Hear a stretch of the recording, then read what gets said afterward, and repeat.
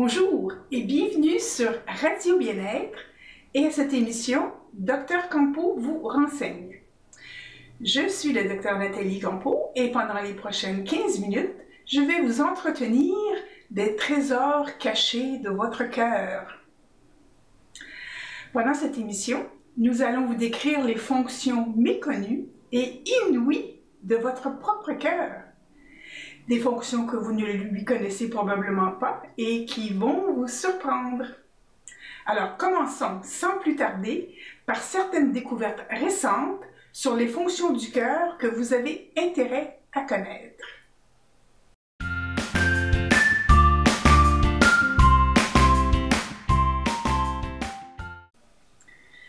Quand j'ai fait mon cours de médecine vers la fin des années 60, on nous enseignait que le cœur était un muscle et qu'il servait à pomper le sang à travers les vaisseaux sanguins.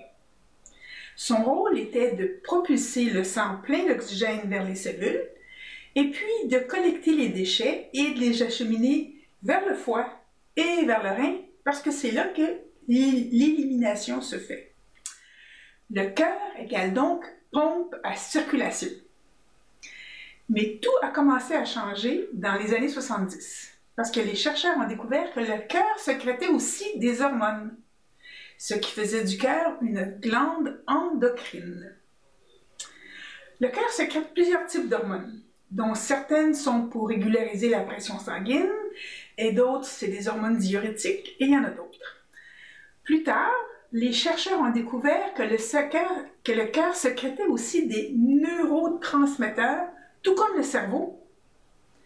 Il sécrète entre autres de l'adrénaline et de la dopamine. Plus récemment encore, on a découvert que le cœur produit aussi de l'oxytocine. Et l'oxytocine, vous connaissez ça? C'est ce qu'on appelle l'hormone de l'amour. Et que le cœur en sécrète en quantité aussi importante que le cerveau. L'oxytocine joue un rôle très important dans la capacité de créer des liens. Et par exemple, une maman qui sécrète de l'oxytocine, ça va aider à créer des liens entre elle et son bébé. Et bien sûr, entre les amoureux.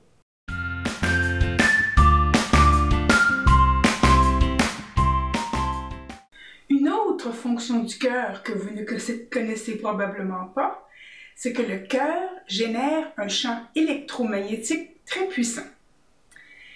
Tous les organismes vivants possèdent un champ électromagnétique. Mais une cellule cardiaque produit un champ électromagnétique exceptionnellement fort.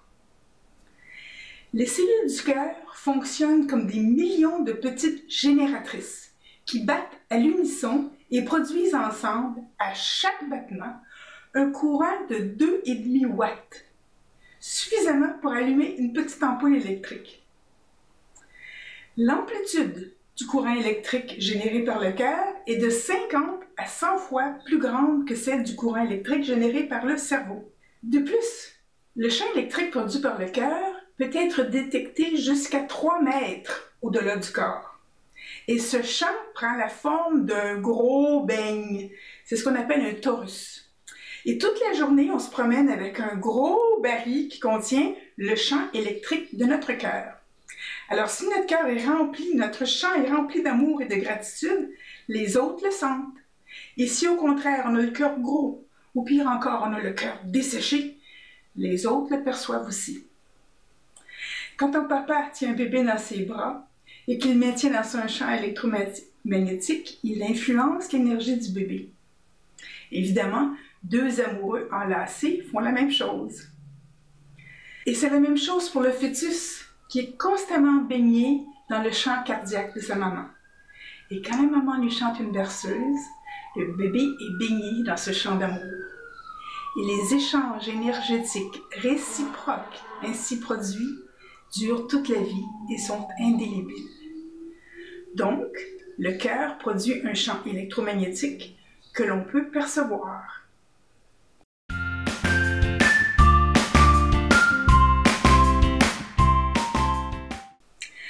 Après avoir parlé du cœur comme glande endocrine, puis de son champ électromagnétique puissant, parlons maintenant de neurocardiologie, c'est-à-dire de la science du système nerveux du cœur. La neurocardiologie est née de l'étude récente du tissu nerveux des nerfs à l'intérieur du cœur. Le cœur possède tous les attributs d'un petit cerveau. En effet, à chaque battement, le cœur enregistre des informations et, à son tour, il communique avec les autres organes. Ces échanges d'informations entre le cœur et le restant du corps se font par 3 moyens distincts que nous avons déjà vus. La communication se fait à travers un réseau de nerfs dans tout le corps. Ça se fait aussi à travers la production d'hormones. Et ça se fait à travers les variations d'un champ électromagnétique que le cœur génère. Le cœur, tout comme le cerveau, peut traiter des informations, ce qui lui confère la possibilité de ressentir, d'apprendre et de retenir. C'est ce qu'on appelle l'intelligence du cœur. Le cœur possède donc sa propre intelligence qui est différente de celle du cerveau. C'est d'ailleurs ce qui a fait dire au poète « Le cœur a ses raisons que le cerveau ne connaît pas ». En résumé, nous avons vu 3 fonctions habituellement méconnues de votre cœur. Celle de glande endocrine, le cœur produit des hormones.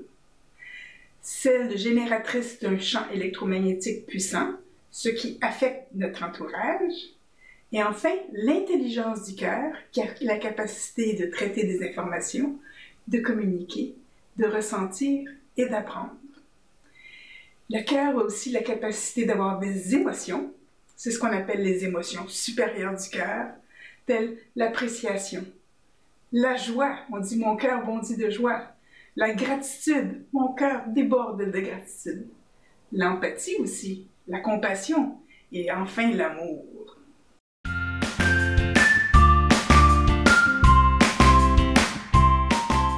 Nous arrivons maintenant à la dernière partie de cette émission et nous allons parler de cohérence cardiaque, qui est l'art de synchroniser son cœur avec son cerveau. La cohérence cardiaque est basée sur la capacité du cœur de communiquer avec tous les organes, y compris avec le cerveau, et c'est cette application-là que nous allons maintenant regarder. Alors, qu'est-ce que la cohérence cardiaque? C'est un phénomène physiologique qu'on obtient quand on synchronise l'activité de son cœur et de son cerveau. On dit que le cœur entraîne le cerveau. On sait depuis longtemps que le cerveau a la capacité d'influencer le cœur. Par exemple, si on regarde un film d'horreur, notre cœur va battre beaucoup plus vite. Mais ce qu'on est en train d'apprendre maintenant, c'est que le cœur a la capacité d'influencer, de pacifier le cerveau. Et ceci grâce à certains nerfs qui partent du cœur et qui montent vers le cerveau. Alors, la cohérence cardiaque, c'est un état de bien-être instantané qui est obtenu en synchronisant l'activité du cœur et du cerveau. Et ça se passe par un phénomène où on arrive à changer la perception des situations. On a vu plutôt que les émotions supérieures du cœur, comme l'appréciation ou la gratitude, sont importantes et c'est grâce à ces qualités-là qu'on peut changer la perception d'une situation. Et quand on a une perception différente, nos émotions sont différentes. Évidemment, notre niveau de stress baisse et ça influence notre santé et notre qualité de vie. Alors, la cohérence cardiaque, c'est mesuré ou c'est évalué par la variation du rythme cardiaque. Alors, le rythme cardiaque, par exemple, on dit « mon cœur bat à 72 à la minute », ça, c'est le rythme cardiaque. Mais entre chaque battement, il y a des petites variations. On n'est pas comme une horloge mécanique. Notre cœur n'a pas exactement le même nombre de millisecondes d'un battement à l'autre. Et c'est ces variations-là qu'on mesure. Et ce qu'on a remarqué, c'est que selon notre état émotif, ces variations-là changent. Par exemple, si on vit de la frustration ou de la colère, les variations sont dites chaotiques. Le rythme n'est pas harmonieux du tout. Et si au contraire, on vit les émotions supérieures du cœur, comme l'appréciation par exemple, il va y avoir un rythme beaucoup plus harmonieux entre les variations, entre un battement à l'autre. Alors, à quoi ça sert la cohérence cardiaque? Ça sert à rétablir un équilibre biologique cohérent. Puisque le cœur a la capacité de communiquer et d'influencer le cerveau, mais c'est aussi vrai pour tous les autres organes, on peut établir un rythme cohérent entre tous les organes. Et ceci, évidemment, ça a des conséquences pour améliorer notre santé, les fonctions intellectuelles, le niveau d'énergie et la qualité de relations interpersonnelles.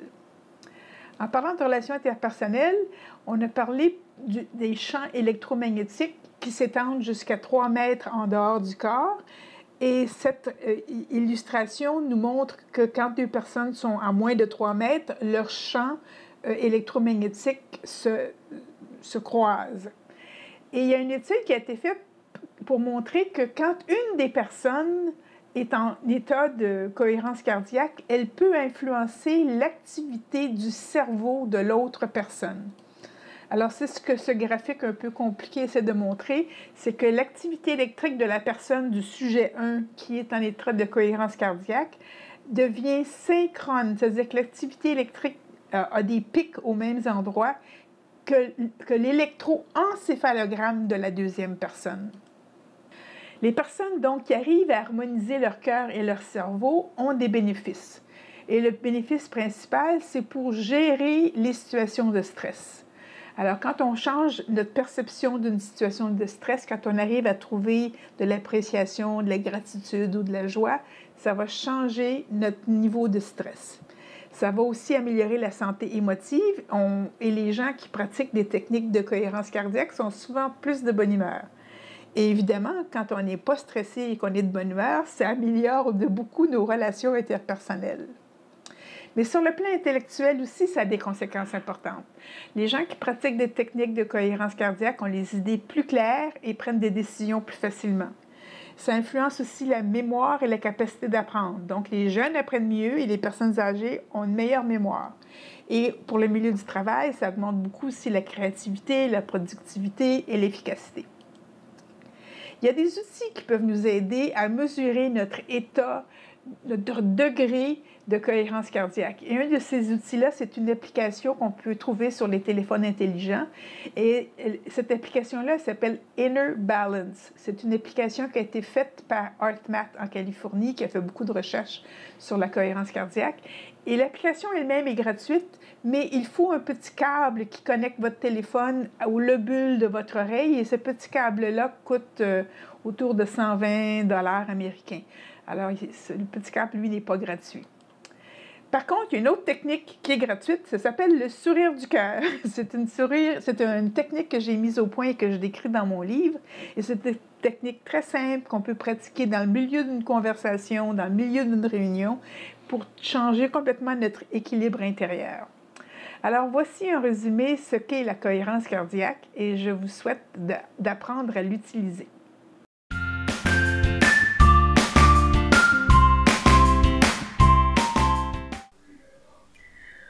En conclusion, je vous invite cette semaine à porter attention à votre cœur et à utiliser l'intelligence de votre cœur pour connecter avec les personnes qui vous tiennent à cœur. Alors, cette émission tire maintenant à sa fin et je vous remercie d'avoir écouté Radio Bien-être. Si vous avez manqué le début de cette émission, vous pouvez la réécouter en cliquant sur le bouton « Réécoute ». Je vous rappelle que cette émission est une vidéo et que vous pouvez la revoir sur la chaîne YouTube de Radio Bien-être. Alors, nous vous retrouverons la semaine prochaine pour une nouvelle émission qui s'intitule « Connaissez-vous un dépendant affectif ?» Vous trouverez de nombreux compléments à l'émission d'aujourd'hui dans mon livre « L'énergie du cœur » que vous pouvez vous procurer sur mon site energieducoeur.com. Si vous souhaitez me contacter, faites-le par courriel à ncampo@energieducoeur.com ou via la page contact de mon site drcampo-vous-renseigne.energieducoeur.com. Et pendant que vous y êtes, n'oubliez pas de vous inscrire au bulletin périodique. Alors, c'est un rendez-vous. À la semaine prochaine!